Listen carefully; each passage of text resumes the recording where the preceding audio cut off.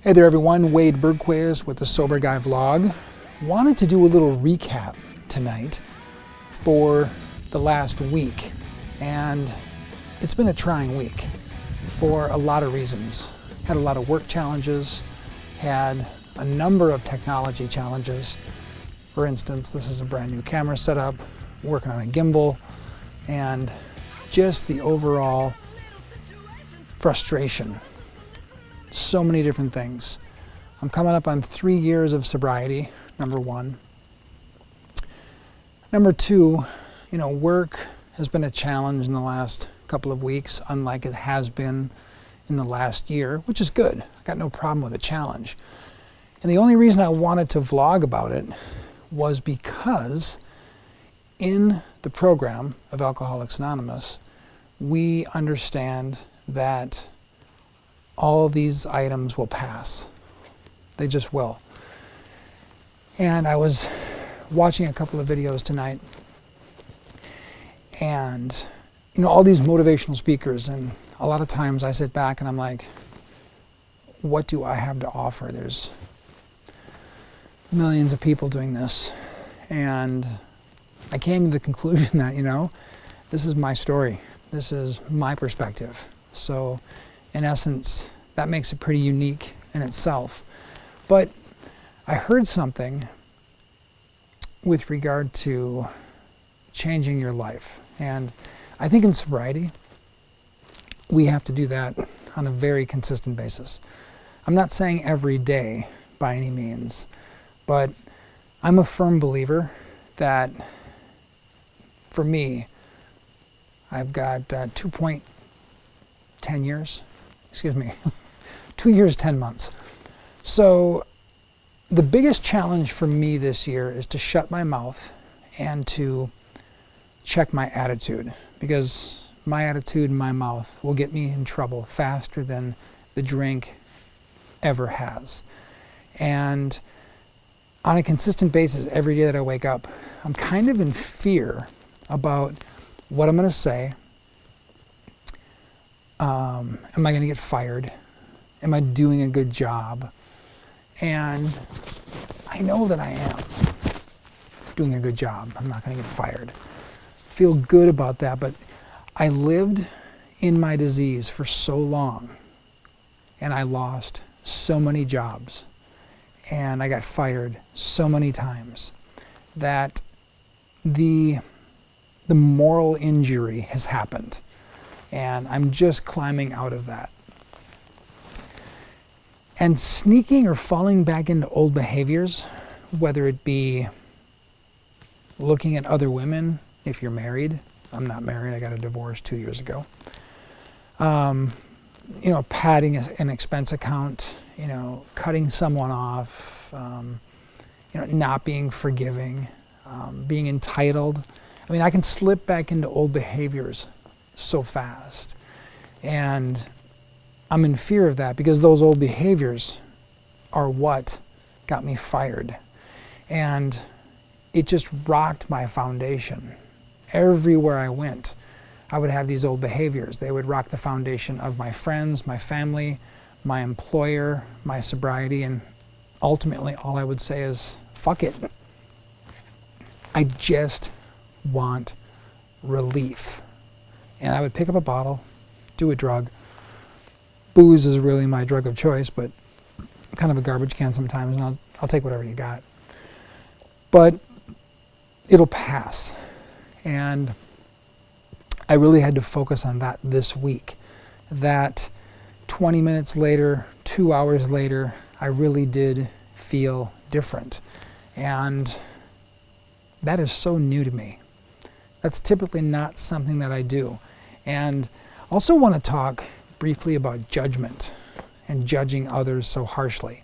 And I do that to this day. I don't want to. Good friend of mine, Catherine M., if you're watching this, hello.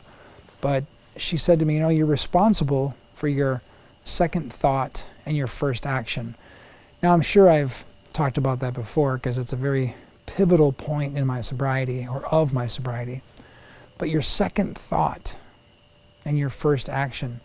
But sometimes the first thoughts come so fast. I have no defense against them. And the next thing you know, I'm in judgment. I'm thinking I'm better than, once again, diving back into entitlement. You know, what am I not getting? And I was talking or texting my sponsor today. And I said last week, you know, I had kidney stones and, you know, health stuff that comes up. But I am so rich in my life. I have my health. Yeah, kidney stones come up, we'll get them taken care of. It's not terminal. My dogs, they're healthy. My parents, they're healthy. My friends, they're healthy. I was at a meeting last night in San Juan Capistrano, the alligator men's stag. And God, all we did is laugh throughout the entire meeting.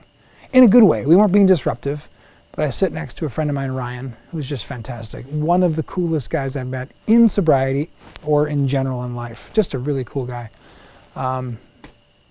John G., Kirk, Wayward Keith, you know, all these guys.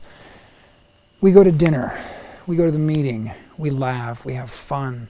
And I was saying to another friend of mine, Rudy, if you guys are watching this, you know, I got to give you mad props because you guys keep me sober. And I was saying to Rudy, I'm like, I can't even believe I'm sober. I cannot believe this is my life. You know, and I use the analogy all the time, like, I distinctly remember sitting in 11th grade, high school. And I'm like, God, I wonder what my life is going to look like. Like, where am I going? What path are we taking here? And I'm going to be 44 in 5 weeks. And this is not, I mean, this is a beautiful path. This is where I need to be. But the reason I bring that up is because I had a plan and my higher power had a plan. And I firmly believe that. I firmly believe there's energy in this world. There's karma in this world. And yeah, I'm just at such a crossroads with learning in the last year. My 3rd year of sobriety has just been just bombardment of lessons and checking my attitude, keeping my mouth shut, staying in action, you know, doing podcasts like this, vlogs like this. I'm going to do a podcast tomorrow with Dr. Fewsmith and Jill Boltinghouse again, so that'll be great. Looking forward to that. But, you know, this really is a wild ride. I mean, for the very first time I've ever had 3 years, and I'm just the tip of the iceberg with regard to the great things that happen when you work a program. And I can't believe this ride. And if anyone's watching this and they're having struggles or problems or situations, or they're, you know, there's nothing that you cannot do in sobriety. You can back out of anything. Credit problems, marital problems, problems with your kids, problem with your employer. Just stay sober and work a program. That's all you can do. That's all any of us can do. But I will say this. I understand when my character defects are coming up. And my responsibility is not to say fuck it and just go about my old behavior because I can and I'm feeling entitled and I want to be pissed or I'm going to go steal something. My responsibility when we're sober and working a program, say that again, when we're working a program, is to be mindful of those character defects when they come in and to think one way and move another. Earl Hightower taught me that. You think one way and you move another. And that has been pivotal because I am responsible for my actions. I'm responsible for my mouth. I'm responsible for my attitude. And, you know, tonight I was going to come home and I'm like, you know what? I'm just going to sit and watch some TV. And I got all this new camera equipment, compliments of my employer. I'm in marketing. And I had to figure it out. There was a learning curve with this stuff. And there's a learning curve in life. There is a learning curve in sobriety. There's a learning curve in everything we do. And, you know, one of my own sayings, I'm sure you've heard it before, you know, if you know better, do better. And I cannot, you know, sit and bitch and complain about not knowing how to run this camera and this gimbal and I can't do all that and then complain and not do the work to figure it out. If I'm busting my ass and I'm really trying to figure this stuff out and it's still frustrating, at least I can sit back for 2, 3, 4 minutes and go, fuck. But even at that, we got to get back into solution. Always. Solution, solution, solution, solution, solution. Straight up, plain and simple, no ifs, ands, or buts about it. We got to stay in that, and we cannot rest on our asses. Even on a Friday night, the weekend's here, cool weather is upon us, we're mid-September, the holidays are coming. What are you grateful for? Seriously, what are you grateful for? Stick with that. This is a phenomenal program. Alcoholics Anonymous saved my life, and I'm proud to be an alcoholic. I have a disease. I know what to do to conquer it. It's a daily reprieve. That's all it is. You know, I have a responsibility to pay it forward because so many people helped me. So with that said, I want you guys to have a great weekend. You know, I'm just grateful tonight. I'm just really grateful. And I'm also pushing like a madman because I want to get to my goals. And my head is pushing so heavy because I feel good about myself because I'm doing esteemable acts. The esteemable acts give you self-esteem, which allow you to be confident. And once you're confident in sobriety, then you have the power to really change your life and to help someone else.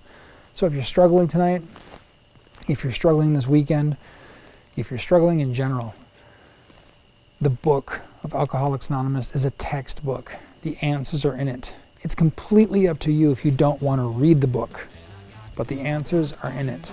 Pick up your phone, call another alcoholic, you know, go to a shelter, you know, go to Charlie Street, you know, if you're a male and you live in California or Southern Cal, just get out of yourself and know for a fact that there is a solution to your problem. But you have to first identify that problem, and you cannot do this alone.